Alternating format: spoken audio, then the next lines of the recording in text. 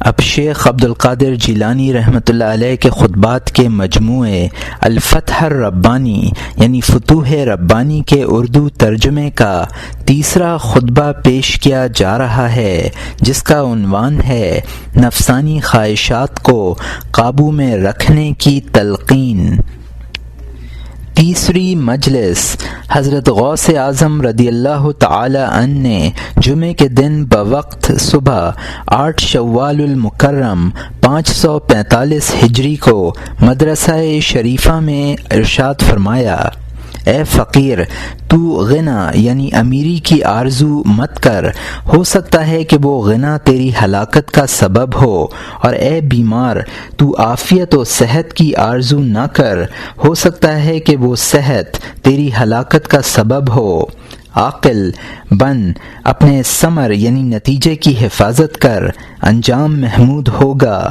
جو امر مقدور تیرے ساتھ ہے اسی قدر پر کفایت کر لے اور اس پر زیادتی نہ طلب کر، راضی برضا رہ۔ ہر وہ چیز جو تیرے سوال پر حق تعالی کی طرف سے ملے گی ضرور مقدر اور ناپسندیدہ ہوگی۔ تحقیق میں نے اس کو آزمایا ہے، مگر جب بندہ کو اس کے قلب کی جانب سے سوال کا حکم کیا جائے اور اس پر سوال ہو تو اس میں برکت دی جائے گی اور اس سے خرابیاں دور کر دی جائیں گی۔ تیرا اکثر سوال عفو و عافیت دائمی، صحت و تندرستی دارین، صحت و سلامتی دارین کا ہو اور فقط اسی پر تیرا اکتفا و قناعت ہو۔ اللہ عز و جل پر کسی خاص چیز کو پسند کر اور اس پر جبر کر، ایسا کرنا تجھے ہلاک کر دے گا۔ تو خدا تعالی اور اس کی مخلوق پر اپنی جوانی و قوت و مال کی وجہ سے جبر گردن کشی نہ کر، بتحقیق وہ تجھ پر حملہ کرے گا اور اپنی پکڑ سے پکڑ لے گا، اس کی پکڑ سخت مصیبت میں ڈالنے والی ہے۔ تجھ پر افسوس، تیری زبان مسلم ہے لیکن تیرا قلب مسلم نہیں، تیرا قول مسلمان ہے، فعل مسلمان نہیں۔ تو جلسوں میں انجمنوں میں مسلمان ہے، خلوت میں مسلمان نہیں۔ کیا تو نہیں جانتا کہ تحقیق جب تو نماز پڑھے گا اور روزہ رکھے گا اور تمام افعال خیر کرے گا اور یہ تیرے اعمال خدا کے لیے نہ ہوں گے، پس تو منافق ہے، اللہ عز و جل کی رحمت سے دور ہونے والا۔ ابھی تو اپنے تمام افعال و اقوال اور خراب و ناکارہ مقاصد سے توبہ کر لے۔ مردان خدا کے عملوں میں رنگ برنگ کا نفاق نہیں ہوتا، وہ اعلیٰ مرتبوں پر پہنچنے والے، یقین کرنے والے، خدا کو ایک جاننے والے، اخلاص والے، اللہ تعالی کی بلاؤں اور آفتوں پر صبر کرنے والے، اس کی نعمتوں اور کرامتوں پر شکر گزار ہیں۔ وہ اولاً اللہ تعالی کا ذکر اپنی زبانوں سے کرتے ہیں، پھر اپنے قلوب سے، پھر ساتھ باطن کے۔ جب ان کو مخلوق کی طرف سے بلائیں اور تکلیفیں آتی ہیں تو وہ ان کے روبرو اس پر تبسم کرتے اور مسکراتے رہتے ہیں۔ ان کے نزدیک دنیا کے بادشاہ معزول ہیں، تمام زمین میں بسنے والے ان کے نزدیک مردے و عاجز محتاج ہیں۔ ان کے اعتبار سے جنت گویا ویرانہ ہے اور دوزخ با اعتبار ان کے گویا بجھی ہوئی ہے۔ ان کی نظر میں نہ زمین ہے اور نہ آسمان، نہ ان دونوں کے رہنے والے۔ ان کی جہتیں متحد ہو کر ایک جہت بن گئی ہیں۔ اولاً دنیا و اہل دنیا کے ساتھ تھے، پھر آخرت و اہل آخرت کی طرف رجوع ہوئے، پھر رب دنیا و آخرت کے ساتھ رجوع ہو کر اس سے اور اس کے محبوبوں سے مل گئے۔ دلوں سے خدا کے ساتھ سیر کرتے رہے یہاں تک کہ واصل بحق ہو گئے اور رفیق کو قبل راستہ چلنے کے حاصل کر لیا۔ اے سامعین، تم اپنے اور خدا کے درمیان میں ان کے ذکر سے دروازہ کھول لو۔ مردان خدا ہمیشہ خدا کا ذکر کرتے رہتے ہیں، یہاں تک کہ ذکر الہی ان سے ان کے بوجھوں کو دور کر دیتا ہے۔ ان کا غیر اللہ سے مفقود رہنا اللہ کے ساتھ موجود ہونا ہے۔ انہوں نے ارشاد الہی سنا، فَاذْكُرُوا فِي الْآیَةِ، تم میرا ذکر کرو میں تمہارا ذکر کروں گا، اور تم میرا شکر کرو ناشکری نہ کرو۔ پس انہوں نے اس طمع سے کہ خدا ان کا ذکر کرے خدا کے ذکر کو لازم پکڑ لیا ہے۔ انہوں نے احادیث قدسیہ میں اللہ عز و جل کا قول سنا، انا جلیسو آخر تک، میں ان کا ہم نشین ہوں جو مجھے یاد کریں۔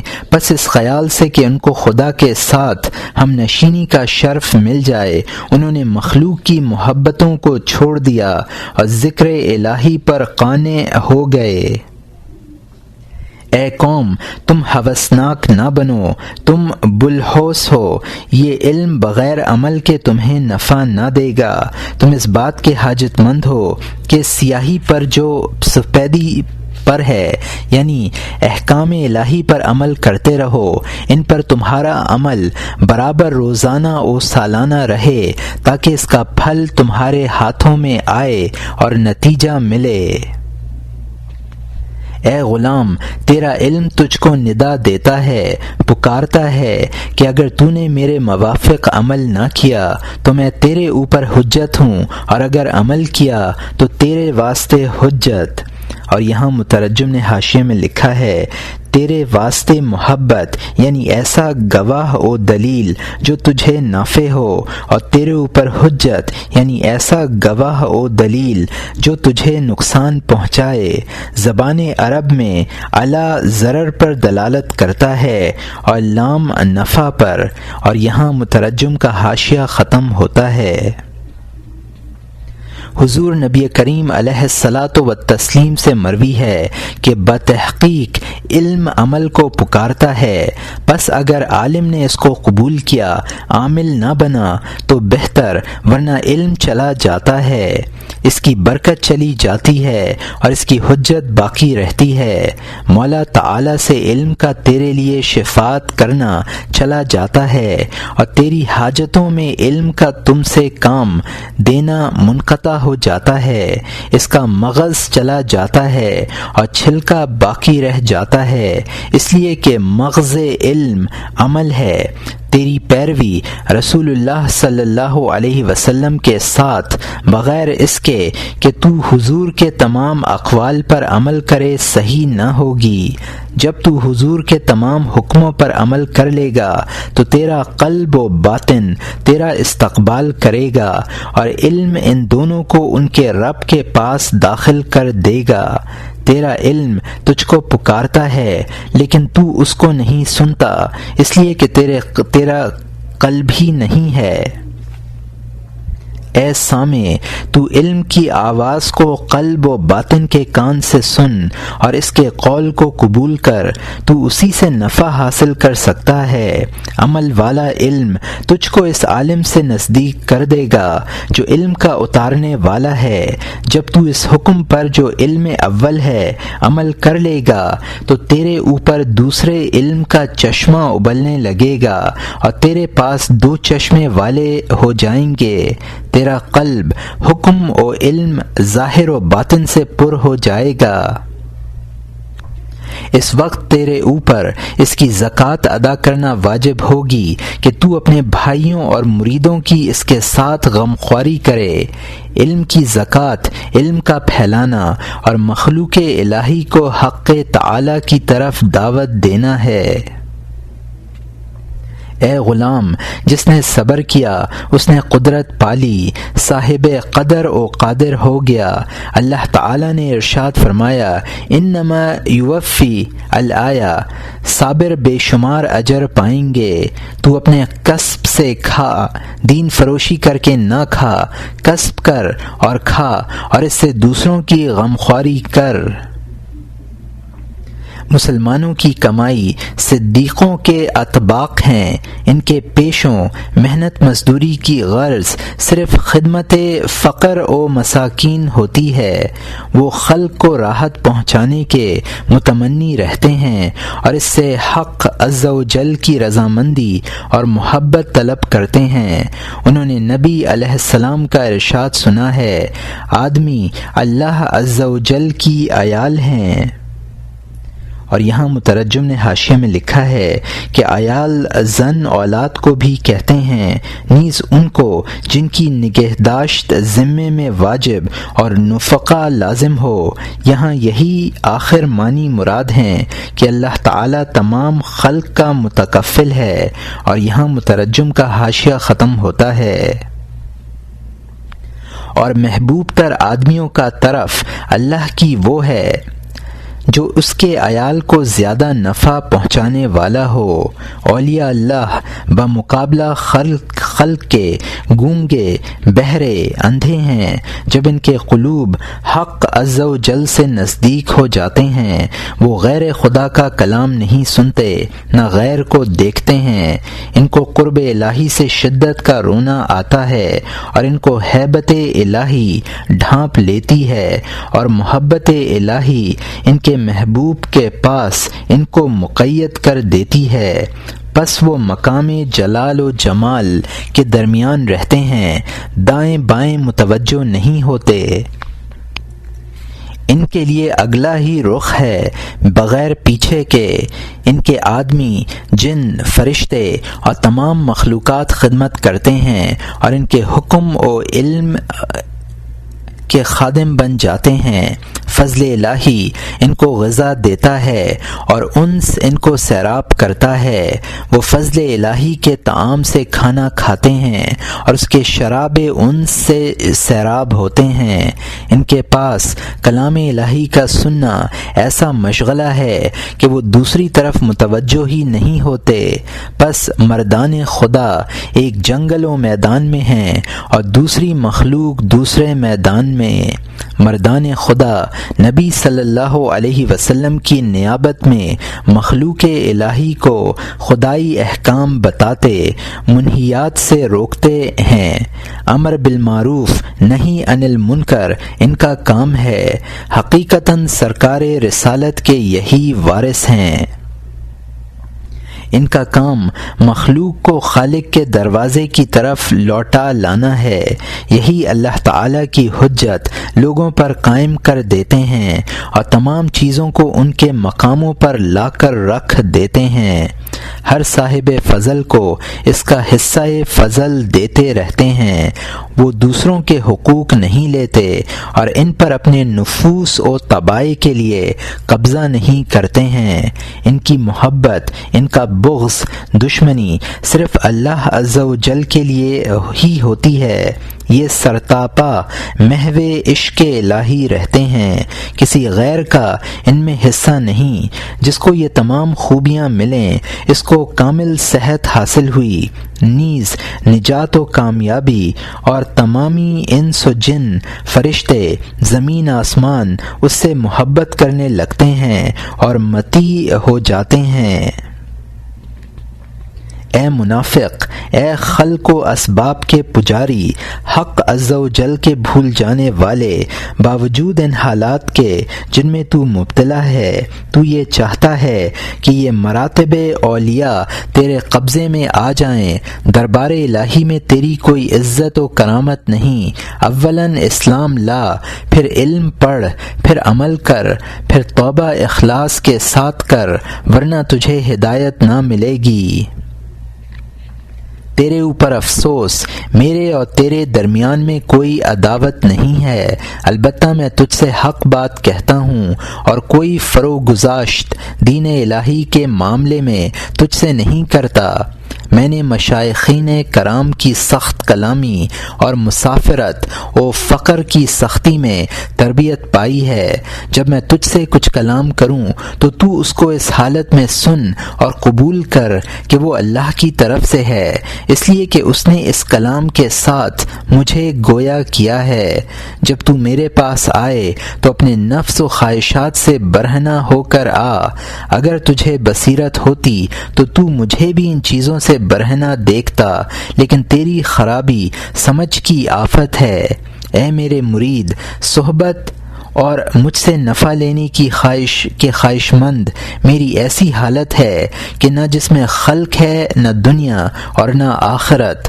پس جو شخص میرے ہاتھ پر توبہ کرے اور میرے ساتھ رہے اور میرے ساتھ حسن ظن رکھے اور جو کچھ میں کہوں اس پر عمل کرے، وہ بھی انشاءاللہ ایسا ہی ہو جائے گا۔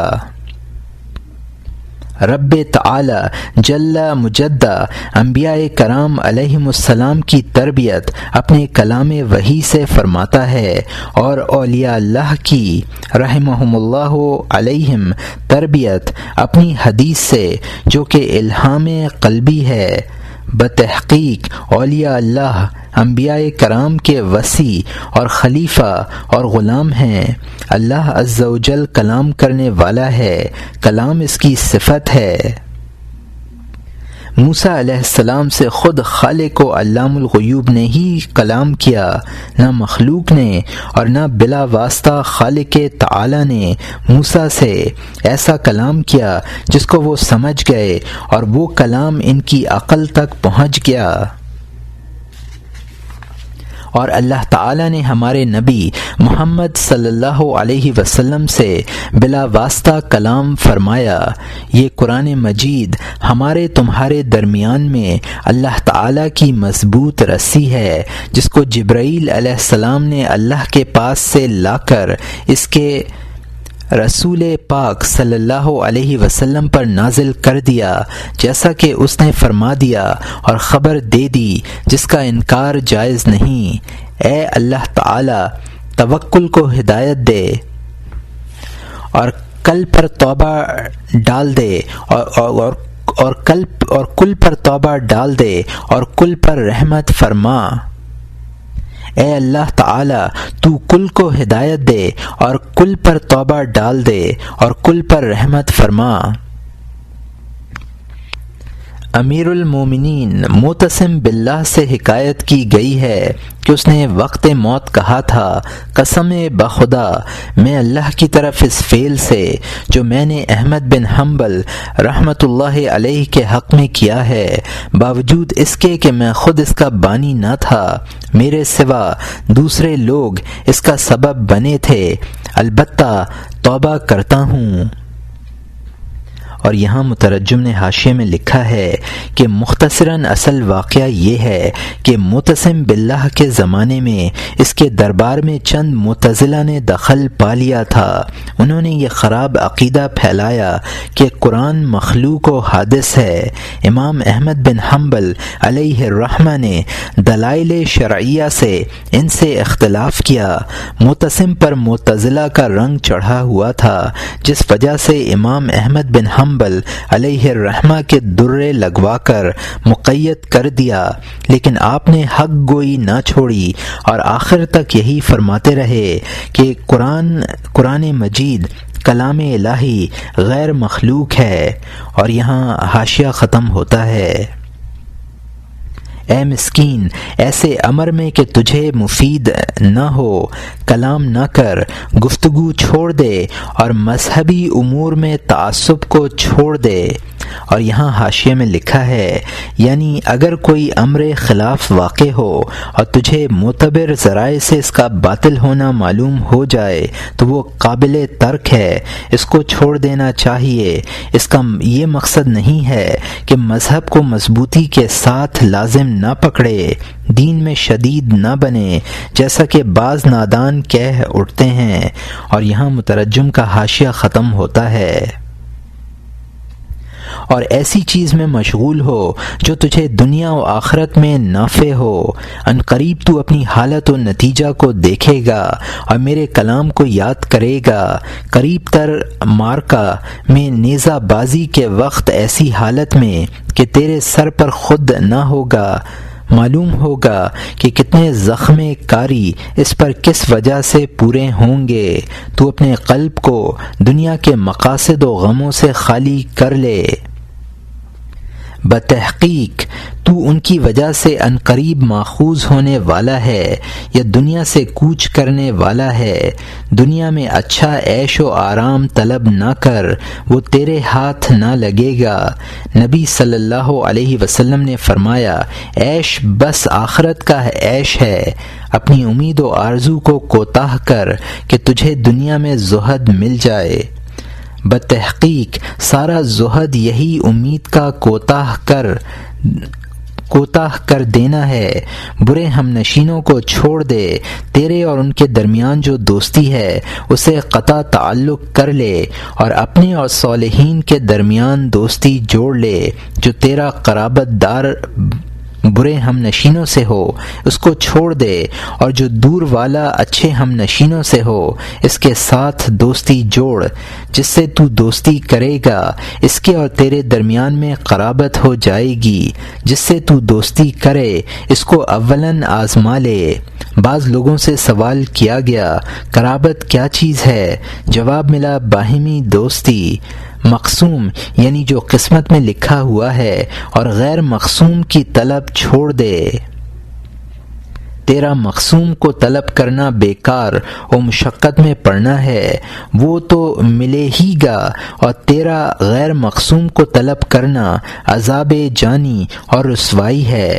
اور اسی معنی کو حضور نبی کریم صلی اللہ علیہ وسلم نے فرمایا، بندہ کے واسطے ایسی چیز کا طلب کرنا جو اس کے لیے قسمت میں نہیں لکھی گئی، من جملہ عقوبات الہی کے ہے۔ اے غلام، اللہ تعالیٰ کی مصنوعات سے اس کے وجود پر دلیل پکڑ، اس کی صنعت و کاریگری میں تفکر کر، بے شک تو اس کے صانع بنانے والے کی طرف پہنچ جائے گا۔ یقین والے مسلمان عارف باللہ کے دو ظاہری آنکھ ہوتی ہیں اور دو باطنی آنکھیں، پس وہ اپنی ظاہری آنکھوں سے زمین والی مخلوق کو دیکھتا ہے اور باطنی آنکھوں سے آسمان والی مخلوق کو دیکھتا ہے۔ پھر اس کے قلب سے پردہ اٹھ جاتا ہے، پس وہ اللہ عز و جل کو بلا تشبیہ و بلا کیفیت کے دیکھتا ہے، اور وہ مقرب الہی اور محبوب خدا ہو جاتا ہے، اور محبوب سے کوئی شے پوشیدہ نہیں ہوتی۔ جب یہ اپنے نفس، طبیعت، خواہشات و شیاطین و خلق سے علیحدہ ہو جاتا ہے اور اپنے ہاتھ سے زمین کے خزانوں کی کنجیاں پھینک دیتا ہے، اور اس کے نزدیک پتھر مٹی یکساں ہو جاتے ہیں، تو اس کے قلب سے حجاب دور کر دیے جاتے ہیں۔ تو عقل مند بن جا، جو کچھ میں کہتا ہوں اس پر غور کر اور سمجھ۔ بتحقیق میں نے کلام پا لیا ہے، میں اس کے مغز و باطن کے ساتھ کلام کرتا ہوں اور اس کے حقیقی معنی ظاہر کر دیتا ہوں۔ اے غلام، خالق کی شکایت خلق کی طرف نہ لے جا، بلکہ جو گلہ شکوہ ہو اسی کی طرف لے جا، وہی قدرت والا ہے، اس کے غیر کو قدرت نہیں۔ مصیبتوں اور بیماریوں اور صدقہ کا مخفی رکھنا منجملہ نیکیوں کے خزانے کے ہیں۔ اپنے دائیں ہاتھ سے صدقہ دے اور اس بات کی کوشش کر کہ اس کو تیرا بایاں ہاتھ بھی نہ جانے۔ دنیا کے سمندر سے بچ، اس میں کثرت سے مخلوق ڈوب چکی ہے، کوئی ہے جو اس سے نجات پاتا ہے، وہ بہت گہرا دریا ہے جو ہر ایک کو ڈبو دیتا ہے۔ البتہ اللہ عز و جل اپنے بندوں میں سے جس کو چاہتا ہے نجات دے دیتا ہے، جیسے کہ مسلمانوں کو قیامت کے دن دوزخ سے نجات دے گا۔ بتحقیق دوزخ پر ہر ایک کو عبور کرنا، یعنی پل صراط اس پر قائم ہے، اور کو عبور کرنا ہے، یعنی پل صراط اس پر قائم ہے، اور اللہ تعالی اپنے بندوں میں سے جسے چاہے گا دوزخ سے نجات دے دے گا۔ اللہ عز و جل نے ارشاد فرمایا وَإِن مِّنكُمْ الْآیَةُ، تم میں سے کوئی ایسا نہیں جو دوزخ پر نہ آئے، خدا کا حتمی وعدہ پورا کیا گیا ہے۔ دوزخ سے فرمان الہی ہوگا تو سلامتی کے ساتھ ٹھنڈی ہو جا، تاکہ تجھ پر سے میرے ایماندار بندے جو میرے لیے اخلاص کرنے والے، میری طرف رغبت کرنے والے اور میرے غیر سے نفرت کرنے والے ہیں، باامن گزر جائیں۔ یہ ارشاد الہی دوزخ سے ویسا ہی ہوگا جیسا کہ نار نمرود سے جو ابراہیم علیہ السلام کے جلا دینے کے واسطے روشن کی گئی تھی۔ ارشاد ہوا تھا یا نار کونی برداً و سلاماً علی ابراہیم۔ جب دنیا کے سمندر سے کسی کو نجات دینا مقصود ہوتا ہے، ارشاد ہوتا ہے کہ اے سمندر میرے اس محبوب و مقصود بندے کو امان دے، غرق نہ کرنا۔ پس یہ محبوب بندہ اس سے نجات پا لیتا ہے اور خشکی پر سیر کرتا ہے، جیسا کہ دریائے نیل سے نجات دی تھی۔ رب تعالی اپنے فضل سے جس کو جو چاہتا ہے عطا فرماتا ہے، اور جس کو چاہتا ہے بے شمار رزق دیتا ہے۔ کل بھلائیاں اور عطائیں دینا، منع کرنا، امیر بنانا، فقیر کر دینا اسی کے ہاتھ ہے۔ عزت و ذلت بھی اس کے ہاتھ میں ہے، اس کے ساتھ میں کسی غیر کے قبضے میں کچھ نہیں۔ پس عقل مند وہی ہے جو اس کے دروازے کو لازم پکڑ لے اور غیر کے دروازے سے منہ پھیر لے۔ اے بدبخت، میں تجھ کو دیکھتا ہوں کہ تو خلق کو راضی کرتا ہے اور خالق کو ناراض۔ تو دنیا کو عمارت بنا کر اپنے آخرت کو برباد و ویران کر رہا ہے۔ تو عنقریب پکڑا جائے گا، تجھ کو وہی پکڑے گا جس کی پکڑ سخت دردناک ہے، جس کی پکڑ رنگ برنگ مختلف طریقوں کی ہے۔ وہ کبھی تجھے تیری حکومت سے موقوف کر کے پکڑے گا، کبھی بیماری اور ذلت و محتاجی سے، کبھی تیرے اوپر سختیوں اور غموں کو مسلط کر کے، کبھی مخلوق کی زبانوں اور ہاتھوں کو تیرے اوپر مسلط کر کے وہ اپنی کل مخلوقات کو تیرے اوپر مسلط کر دے گا۔ اے غافل، ہوشیار ہو جا۔ اے اللہ تعالی ہمیں اپنے لیے اور اپنے ساتھ بیداری عطا فرما، آمین۔